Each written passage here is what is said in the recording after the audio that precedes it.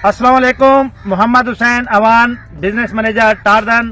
असां जिथे मौजूद से टारदन खुशहाल गांव 310 ਚੱਕ ਦੇ ਵਿੱਚ इत्थों के कामयाब काश्तकार 80 एकड़ की काश्तकारी करते पैन। मुहम्मद शरीफ सियाल साहब इन्हों के नाल इत्थे काश्तकार हैं, इम्तियाज खान साहब, मुहम्मद अब्दुल रज़ाक साहब। और असां अज गल करनी है कि फैसला खुद करें कि SOP पाउनी है या टारदन का ब्रांड टैक्स 30 इस्तेमाल करना है।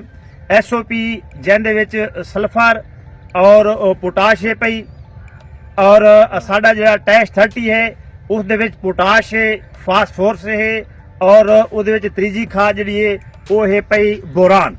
चूंकि इहदे त्रै खादा हैं और ये लिक्विड हालत में मौजूद है जिसका क्विक रिस्पांस है और फौरी रिजल्ट है।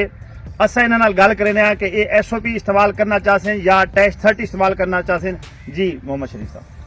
बिस्मिल्लाहिर्रहमानिर्रहीम। पहला तो SOP पेंदे रहे उहदे दो केमिकल हैं, इनदे विच त्रै केमिकल हैं। इंशाल्लाह अज तो अगर टैक्स 30 इस्तेमाल करसूं सब कुछ चाहिए फौरी रिजल्ट, इनदे विच फौरी रिजल्ट 5 दिनां दे विच ते असां ये फैसला किया अज तो अगर टैक्स 30 पैसों इंशाल्लाह। जी बहुत शुक्रिया जी। जिवें असां तुहां नाल वादा कीता है इहदा इंशाल्लाह क्विक रिस्पांस है, ये तुहानू फौरी रिजल्ट देसी। इहदे त्रै खादा मौजूद हैं लिक्विड हालत होने की वजह तू खास तौर पर गंदम में तुसां गोब की हालत पैसो तो इसका फौरी इंशाल्लाह ताला तुहानू रिजल्ट मिलसी और 8 तो 12 मन फी एकड़ गंदम की थोड़ी इजाफी पैदावार असी। बहुत शुक्रिया।